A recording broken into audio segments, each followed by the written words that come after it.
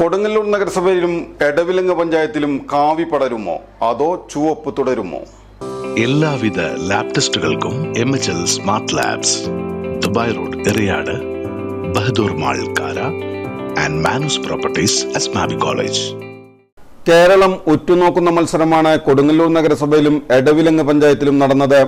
കഴിഞ്ഞ തെരഞ്ഞെടുപ്പിൽ ചുണ്ടിനും കപ്പിനുമിടയിൽ ഭരണം പോയ നഗരസഭയും ഓരോ തെരഞ്ഞെടുപ്പുകളിലും പറഞ്ഞു കേൾക്കുന്നതാണ് എടവിലങ്ങ് BJP ഭരിക്കുമെന്ന്. എന്നാൽ ഭരണം ലഭിക്കാറില്ല.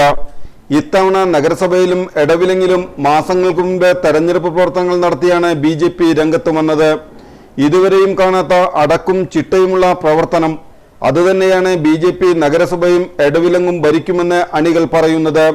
നഗരസഭയിൽ 29 സീറ്റുകൾ നേടി അധികാരത്തിൽ വരുമെന്നാണ് പ്രവർത്തകരുടെ വിശ്വാസം. എടവിലങ്ങിലാകട്ടെ 16 സീറ്റിൽ 10 തങ്ങൾ നേടുമെന്നാണ് BJPയുടെ പ്രതീക്ഷ.